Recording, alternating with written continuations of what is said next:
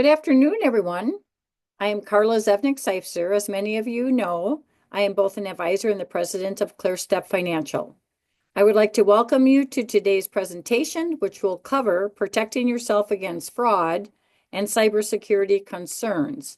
Our goal at ClearStep Financial is to help educate and guide our clients through our ever-changing financial world. And to help us accomplish this goal today, I am pleased to introduce to you our guest speaker, Officer Garrett Olson of the Greenfield Police Department. As always, I believe you will find this presentation both educational and informative. With that being said, I am pleased to turn over to Officer Olson. So go ahead, Garrett. We appreciate you being on. Thank you. I will share my screen so everyone can see the PowerPoint. All right. So just a little brief overview of who I am. I'm Officer Garrett Olson with the Greenfield Police Department. I've been with the police department for almost 9 years now. I do arson investigations, part of our community policing unit, honor guard, property officer, code enforcement officer, manager of our fleet. So I do a lot of things for the police department. So just an overview of the services we provide here in Greenfield. I understand some of you may not be from Greenfield, Wisconsin. However, this is what we provide as a police department, and most police departments offer these services. You can see there on the screen kind of the units that we have.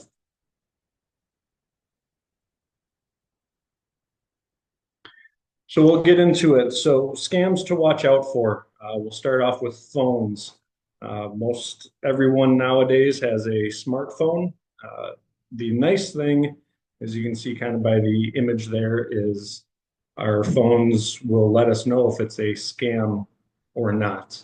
Sometimes the people that will try to scam us will use different phone numbers or apps on their phones where it will create a random phone number. So it looks like it may be coming from a 414 area code, 262, or if you're outside of the Milwaukee area and you're in a different state, it may pop up with your area code where you live, which people are more likely to answer that. So just watch out for that. If you see a phone number that pops up and you're unsure who it is, let it go to voicemail. Use your contacts or if you know for certain what phone number it is, then you can go ahead and answer, but just let it go to voicemail. If it's someone important, they'll leave you a voicemail, and then you can look up the correct phone number to call if you're a little bit suspicious about that phone number. So the types of scams people will call you on your phone could be a sales representative. You know, they're posing as someone who works for Spectrum or internet TV provider and want you to try to give them your bank information, credit card information to set you up with a quote unquote fake account. Don't give out your bank information over the phone or credit card information over the phone. The only time you should be doing that is if you know for certain that you are speaking with the correct sales representative. They may also pose themselves as a government official.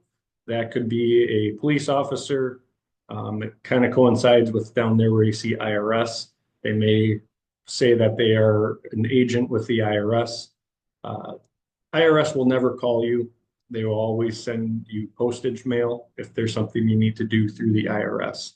So if somebody calls you and they are claiming to be from the IRS, hang up, don't talk to them. That's definitely a scam. We've had a couple in Greenfield where people have posed as a police officer. That gets frustrating on our end because if I call you or another actual police officer calls you, we want to get information from you and, investigate whatever the incident may be. However, some of these people will be able to spoof their phone numbers to look like it is coming from the police department, which is concerning. Um, if you do feel that it's suspicious that you aren't actually speaking to an officer, or they're saying some terms that are kind of setting red flags off, you can always hang up or, tell them, hey, who are you? I'm going to call the police department. I don't believe you're a police officer. I've had that happen a couple times for me. So I tell them, yeah, call the police department, ask for Officer Olson. You can then look up the correct phone number for your respective police department, and then they can transfer you to the actual officer, or let Officer Smith is not a current officer with us. So then it was a scam. Or they may threaten you, hey, you have a warrant out for your arrest. You owe us $1,000. We need you to pay over the phone. We've had a couple of those. Thankfully, the people have not fallen for that. But be conscious of that. If somebody is saying that, we're going to have the agency where you live come and arrest you, take note of who you're talking to, call your police department directly and confirm if that is legitimate or not. Most of the time it is not real, and you can confirm that by contacting your actual police department. The grandparent scam, we still see this here and there. It is where the person will call you and claim to be a relative or a close family friend. The reason it's called the grandparent scam is they will call and say, hey, grandma, hey, grandpa, I was just involved in, they'll make up anything. I was just involved in a crash. I've been arrested. I need you to post bail for me, whatever it may be. And then that's where they then will ask you for your credit card information, or debit card, bank information. Hey, can you give me your credit card over the phone? I can pay if you just give me the credit card number, the expiration date, and the code on the back, that 3-digit number. You give that to them. Now they have your credit card information and they can start making whatever purchases they want to do with your credit card now. So if somebody does call and they're claiming to be a grandchild or a sibling or one of your children, and you're suspicious about it, the voice kind of sounds similar, but you're a little suspicious, like it does kind of sound like my grandson, but I don't think it is. Came from a weird phone number. Hang up, call somebody that you know, uh, whether that be the actual person that they're claiming to be or someone that you trust, and say, hey, is Johnny okay? And then they can let you know that it may be a scam. Going down a little bit for the toll scam there, we're seeing this a lot more frequently now. That hasn't been something in the past, but we're seeing it more and more where I get them on my work cell phone as well as my personal cell phone, where you receive a text message. Especially here in Wisconsin, we don't have a toll system, but if you go down through Chicago, Illinois, Indiana, they have the toll system. And the text message will say, you owe such and such amount. You owe $40, $100 for unpaid toll fees. There'll be a link there. If you do click on that link, then that could open you up to giving that person the ability to get into your phone and see any account information you have saved on your phone. It may prompt you to put in bank information, credit card information to pay for this toll that you have missed. However, it is not legitimate. Do not respond to those text messages. Delete them. If you do have an iPass, EasyPass account, log into your account on your computer or your phone and confirm if you actually have an unpaid toll. Do not respond to that text message. Those are 9 times out of 10, or you could even say 9.9 out of 10. Those are scams. So contact the actual tollways to see if you have unpaid balances.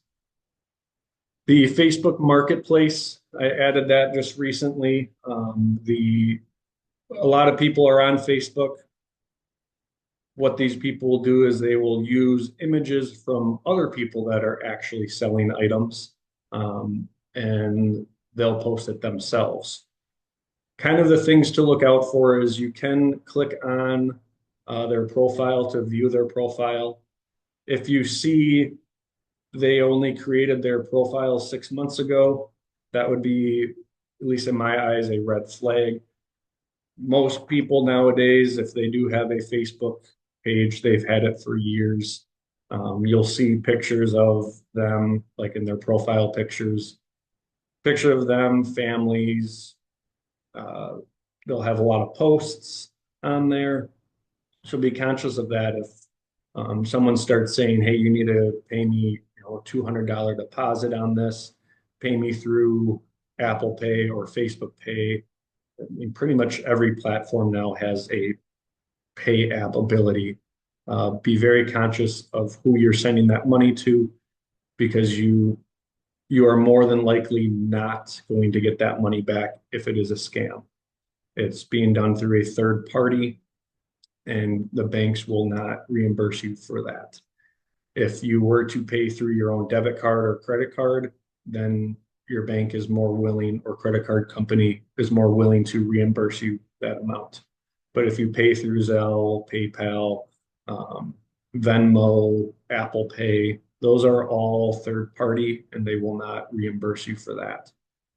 So just be conscious of, if you're trying to purchase anything through Facebook, I guess kind of do your due diligence on, I guess, looking into that person who is trying to sell that item. Move on to the emails. This not only goes also for the phone, because like I said, most of our phones are smartphones now, so you may have access to your email on there, or if you have a desktop or laptop, it obviously goes for that as well. So the main thing is phishing when it comes to emails, and it's phishing with a PH, not actually phishing for fish. So as you can see on there, it's the fraudulent practice of sending emails or other messages portraying to be from reputable companies. So they may have a URL, or their email address could say, I'll use Spectrum for example. They may have it say spectrum@gmail.com. Spectrum's not using a Gmail. They will be using like at spectrum.com or something similar to that. The other thing they like to do is they'll have it spelt just a little bit differently. So at first glance, it may look like it's actually from Target or from Amazon or Spectrum, but they may have a period in between some of the letters. And like I said, they may have at AOL or at Spectrum or at Gmail or at yahoo.com. Those are not going to be real. What they're trying to get you to do is to see that quick URL saying, oh, it's from Spectrum or Amazon. You click on it, there'll be a link. Same thing like the text messages. That link then gives them access to your computer, and they can get bank information, whatever's saved on your computer, if you give them access. So be very conscious of what emails you're opening. For example, my grandma uses email a lot. That's kind of how she gets in contact with me. She'll call me here and there, but she likes to be on her computer. So she'll send me emails. In my contact list, I have her as grandma. So when it pops up, it shows grandma as the sender, not her actual name. However, I receive emails from her name. I know that is not actually from my grandma because it's not put in my contact list as her real name. It's under grandma. So I know those ones are fake emails, and those I just delete right away, send them to spam, or you can flag them to not be sent to you anymore. So just be very conscious of what emails you are receiving and opening. Most of my emails that I receive, I would say probably 95% of the emails I receive, they go right into my trash. There's only a handful of senders that I actually open. Most of them just go right to the trash bin and they get deleted. I don't even open them. So just be conscious of what emails you are opening. Postage mail scams, we don't see a whole lot of these, but as you can see in the picture there, you are a winner. Most of the time, unfortunately, sorry, you didn't win the lottery, you didn't win a new car. Um, but be conscious of that because they're also going to be looking for any bank or credit card information where they have you fill out a form, send it into this certain address, and we'll send you your winnings. They're looking for that information. Don't respond to those. The other thing you may get in the mail is you can pretty much get any type of logo off of the internet. If you want to get a Target logo or the Amazon logo, Landmark Credit Union, UW Credit Union, um, Wells Fargo, BMO, any of those, you can get those logos off the internet. And what these, we'll call them criminals, what they will do is they will use that logo, put it on a letter, send it to you. Say it's from Landmark, it'll have the Landmark logo on there. It'll look very official. It says that, you overdraft on your account. You're thinking, I didn't overdraft on my account. I know there's money in there. I didn't overdraft on it. It's saying that you're supposed to send money to this address or go onto this website and plug in your banking information so then you can send money, like wire money to make sure the fees are paid or whatever it is. If you do receive something like that, contact your bank directly or go into the bank, bring that letter with you. Say, hey, I received this letter. I want to make sure it's real or not. Do I actually owe these fees? Do I not? And then your bank will be able to tell you. I received one and took it to my bank. I've actually received two. One was legitimate, one was not. So I just went directly to my bank, took the letters. Hey, is this real? Yeah, it is. Okay, I will take care of whatever I need to do. The other one, hey, is this real? No, it's not. Okay, thanks for letting me know. So if you do receive any postage mail where you're a little suspicious on it, or the one, I guess, telltale sign would be if you receive a denial of a credit card application, that would be a big red flag. You didn't apply for a credit card, then contact that credit card company. Say you received one, for example, this past summer, I received a statement from Capital One about my savings and checking account. I did not open a savings and checking account through Capital One. I contacted them right away. They told me that they did flag that as fraud and they stopped that from happening. I wasn't out any money. However, somehow my identity was used to open these accounts. If that's the case, which we'll get into, you can contact the three major credit bureaus and freeze your credit. That does not mean you cannot use your credit cards or debit cards. You can still use them. They will still work. It just means your credit is frozen and you nor anyone else can open up new accounts. If you go to buy a car, they won't be able to pull your credit because it's frozen. Same with credit cards. If you try to apply for a new credit card, they're not going to be able to open it because your credit is frozen. It's a good safety measure to take. Mine is still frozen. I have no need to apply for any credit cards or getting a new vehicle. But if that time does come where I want to open up a new card or buy a new vehicle, you call those three major credit bureaus, unfreeze your credit, do what you need to do with the applying for a new credit card or getting a new bank account or a car, whatever it is. Once that process has been completed, then you can go ahead and call those credit bureaus again and freeze your accounts. So I've kind of mentioned on this already. What do you do with scams when it's through your phone? Talk to somebody you know, go to that place in person, use your caller ID. If you're getting a really weird feeling about something, hang up or just don't answer in general. So identity theft.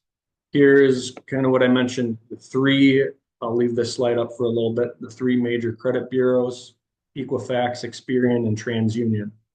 Those are their websites, and those are their 800 numbers that you can contact. I'd say it probably took me about 30 to 40 minutes to contact those three credit bureaus. I also have two small children, so it took me probably a little bit longer than it may take you. But you contact those three credit bureaus, and then they can freeze your accounts. You can see over there, it says Social Security and the fraud hotline. So there's pamphlets that my police department hands out to possible victims of identity theft. And in that pamphlet, it has the Social Security fraud hotline number in there. The Social Security Administration can change your Social Security number. If you feel like you've been a victim of Social Security, like your number has been compromised, they can change it. However, they say it has to be related to some type of dollar amount. They don't tell us what that dollar amount is. I imagine if an account was opened like mine and it was only $30, they're not going to change my Social Security number for something like that. If it's in the thousands, they might be able to do that. Like I said, I'm not sure on that dollar amount. It usually has to coincide with a dollar amount. But that's something where if you feel like your Social Security number has been compromised, you can give that phone number a call and give them the details of what happened, and they may be able to help you in changing your Social Security number. Obviously, then that creates more of a hassle because then you'll have to let your workplace know if you're on Social Security. I'm not quite sure how that would affect that, but that's where if you call them, it's the Social Security Administration number. So you could ask them all those questions. If I do have to change my Social Security number, how is that going to affect my Social Security that I get monthly? You're going to have to change it with your banks, your work. So it is a hassle, but like I said, call them and they can give you more information on that. How to protect yourself from identity theft. You can ask your bank to protect your identity. You can go into the bank and say if you want to do any withdrawals of cash, it has to be in person, or even deposits too. Now on your phone, they are very secure. The bank websites and apps, if you do go on a computer and you go into a website, if you see what looks like a padlock, that means that website is secure. So they are protected pretty well through the websites and the apps. A lot of times, if you get a check, you can just deposit the check through your phone. That's totally fine. But if you feel the need to add more protection, you can go to the bank and have them do a two-part authentication to do withdrawals, to do deposits, things like that. Just go to your bank, ask them how they can protect your accounts more, and they can guide you through that process. The second bullet point, do not carry your Social Security card on you, birth certificate, passport. Obviously, if you go through a marriage or a divorce, or you're flying overseas, you may need your passport. You may need to have your birth certificate, Social Security card for those types of purposes. Obviously, you're going to need to carry those. That is fine. This is more on a day-to-day basis. You don't need to be carrying your Social Security card or any of those other documents with you on a day-to-day basis. The reason I say that is if you were to fall victim of a robbery where someone came up and snatched your purse or your wallet and you have your ID in there, your social security card. Now they have everything they need to start opening accounts under your name. The obviously your name and address are pretty much public record through through taxes. If you own a home, people can go on to the GIS mapping and they can see your name, they can see your address. We don't really have phone books anymore, but if people have phone books, they can get those from there too. The main thing is your date of birth and your social security number. If they were to get that, like I said, by snatching a purse or a wallet, and you were carrying that in those said items, now they have everything to be able to open accounts. The third bullet point, don't put your social security number or phone number on checks. Again, phone numbers, a lot of people can access that through the internet. But there shouldn't be a need to put that on checks. I know when tax time comes, a lot of people put their social security number in like the memo space or their phone number on the checks. I don't think you necessarily have to do that. The IRS already has that information. It would be safe though if you were sending it to the IRS to put that on there. I don't think it's necessarily something you need to put on there, but if you feel the need to, you can do that and send it to the IRS for tax time. But for any other circumstances, if you're using your checkbook at a grocery store or any store for that matter, you don't need to be putting that in the memo spot. You can just put, groceries or whatever you're buying. And then the last bullet point is the shred important documents. I kind of go above and beyond. If there's anything with my name and address on it, even if it's from like Sirius XM that, hey, we're running a promotion for $5 a month for Sirius XM for your truck. Yeah, it doesn't have any other information on there for me besides my name and address. I still shred it. If you don't have a shredder, you can take it to different places where they would be able to shred important documents for you. Just in case if someone were to break into your home, most of that document is either in a locked place, social security, deposit box, or in a lock safe or whatever you may have at your home, or it's already shredded. So now this is kind of just more Greenfield related for crime trends, identity theft, retail theft, vehicle break-ins. We don't see a whole lot of vehicle break-ins right now, but during COVID 2020, 2021, we had a rash of those. Residential safety, just make sure your windows, doors are locked if you're leaving. If you go on vacation, for us here in Greenfield, you can contact our police department. Let us know, hey, we're going down to Florida for the next 2 months, or even if it's, hey, we're out of town for the next 5 days or 7 days. You can always let us know, and we can put that on what we call our whiteboard, and every officer has access to that, and we'll do random checks on your residence throughout the time that you're gone.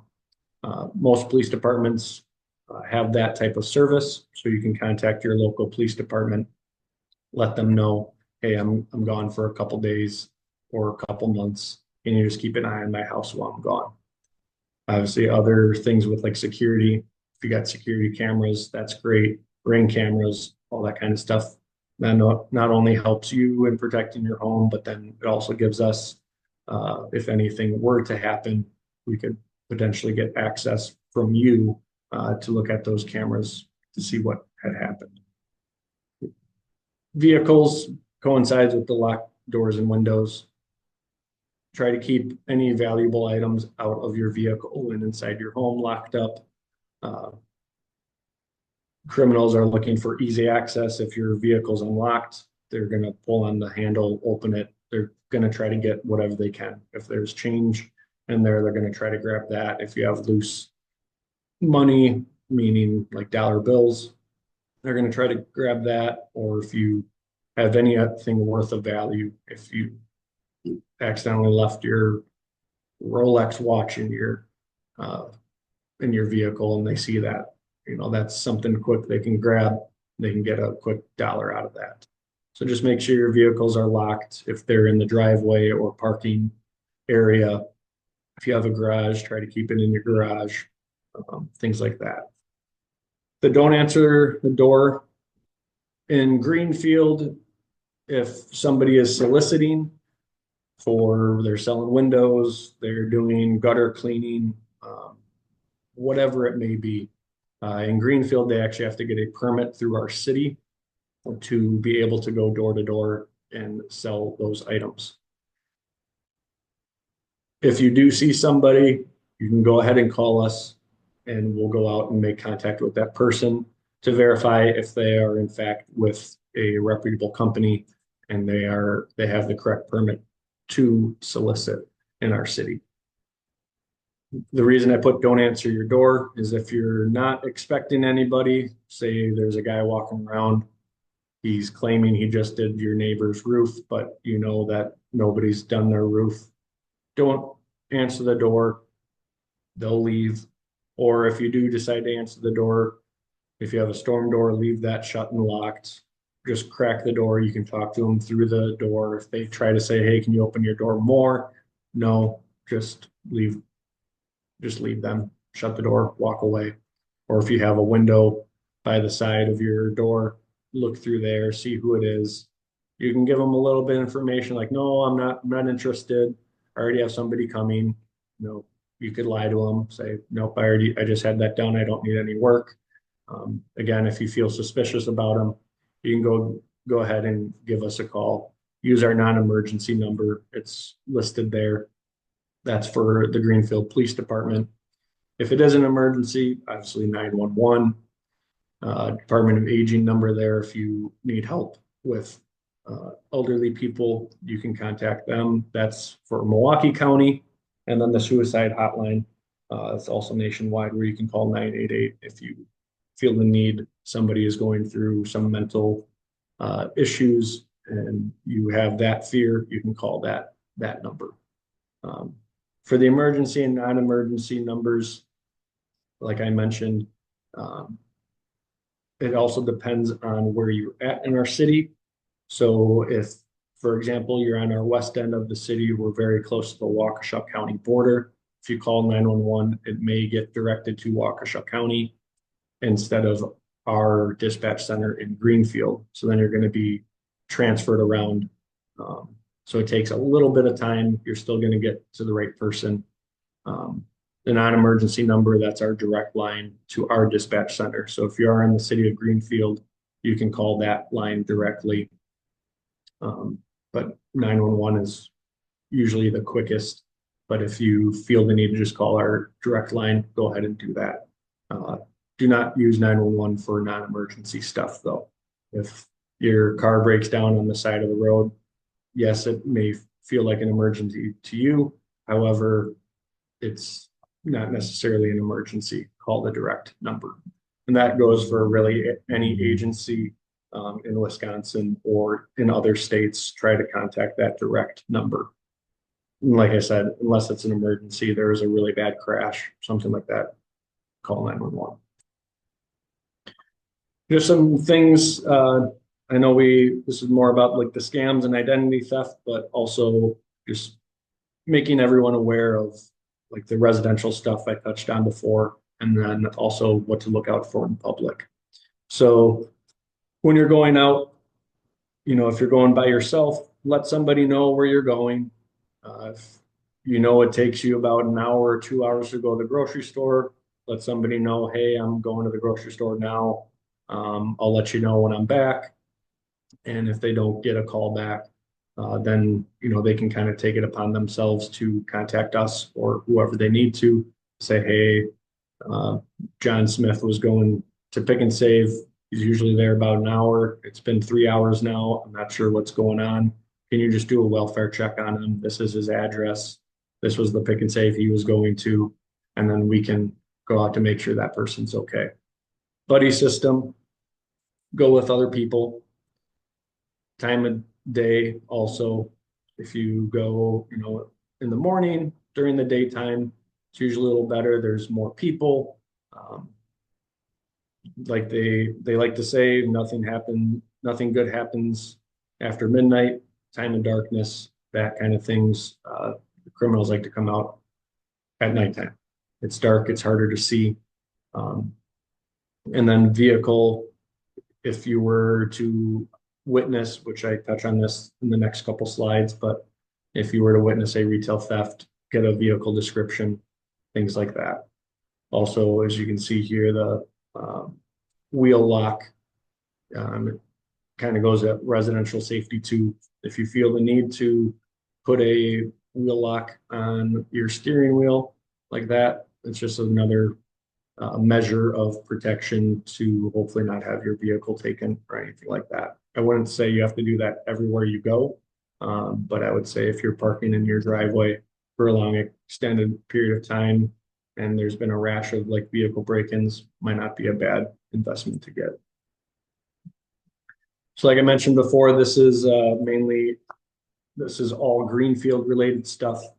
So retail thefts, as you can see down the far right bullet point, as of April 28th of this year, we've had 186 retail thefts just in our city. And then there's a breakdown of those 186 retail thefts by store.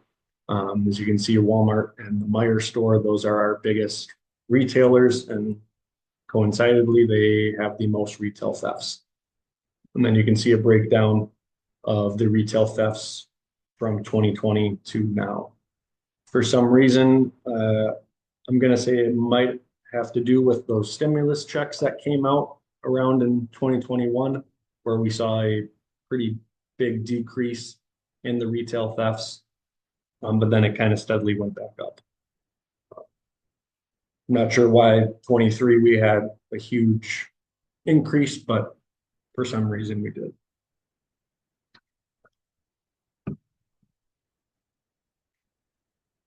Like I mentioned before, if you do witness something, and it doesn't just have to be retail theft, it could be really any crime in general.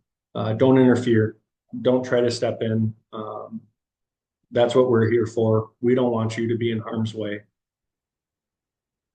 Call us, get a good description. That's where it says be a good witness. Get a personal description of the person. Uh, what race are they? Male, female? Do they have facial hair? What kind of clothing are they wearing? Do they have blue jeans on? Do they have shorts? Um, if you can get a vehicle description, a license plate, sometimes they cover the license plate, sometimes they take the plate off, but that also helps us too, because if we know it's a black sedan with no plates, okay, when we're driving to the area, we can look for that black sedan with no plates. Or if you do get a plate, then we can punch that in to see who the potential suspect could be. Sometimes they use different vehicles. They're not their own. They may have a stolen vehicle. It makes it harder for us to do our investigation, but the more description you can get of what that person looks like and the vehicle description, then we can get that out to surrounding agencies as well. So then they're on the lookout. And then we obviously will use video camera systems at the stores and other avenues. Most of the stores here in our city are pretty close, so we can get there pretty quickly and apprehend the person. But if that doesn't happen, just be a good witness. Don't interfere. Vehicle break-ins. This is like I mentioned in the residential safety. Just lock the vehicles, don't have valuables. Park in your garage if you do have one.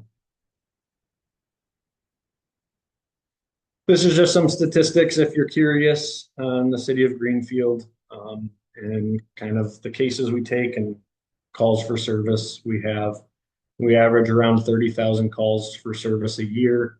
That's just our agency alone. And then of those calls are cases. So meaning if we take a retail theft, it generates a call and then we do a report on it. So then that makes it a case. And that coincides with everything. If it's a theft, it'll generate a call, but then it'll also generate a case for that. Or if it's with identity theft stuff, we have a lot of people that'll come in, let us know, hey, I received this phone call from this phone number. I didn't give out any information. I didn't give out bank information or identifying information, but I just wanted to make you aware that I received this call in case somebody else gets a call from this phone number. That'll generate a call. We won't take a case on it, but we'll have it documented. So in case somebody else comes in, says, hey, I got this same phone call from this number, then we can kind of do some looking back at the history and trying to pinpoint where is this phone call generating from, things like that. So like I said, I'll average about 30,000. And then this number, the 12.61% of calls are cases for this year so far, that will probably come down and be very close to these numbers, 8% for this year. And then this is just a couple statistics on types of calls that we respond to. We don't have a very high violent crime rate here in Greenfield. Those are very low. We don't take hardly any homicides or anything like that.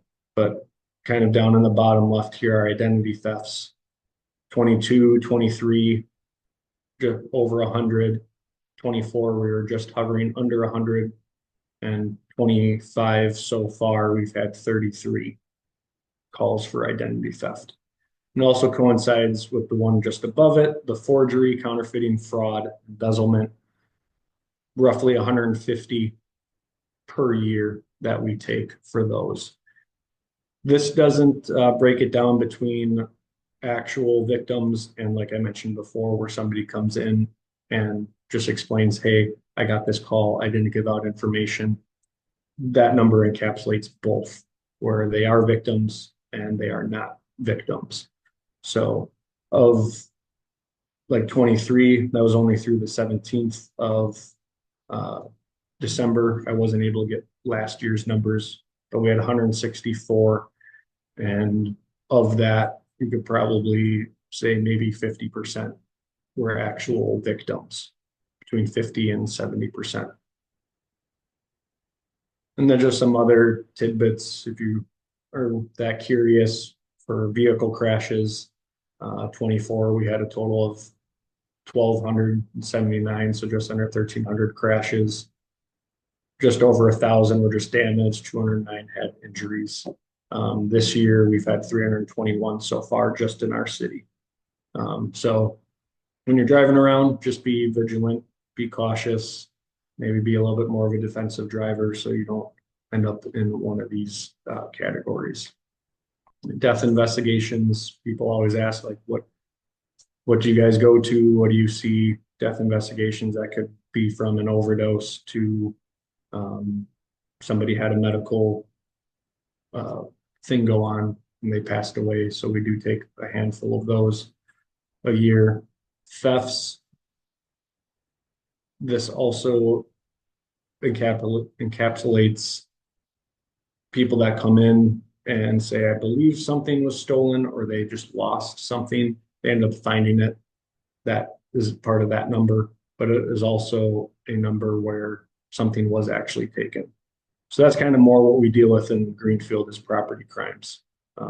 With thefts, this also does encapsulate retail thefts as well.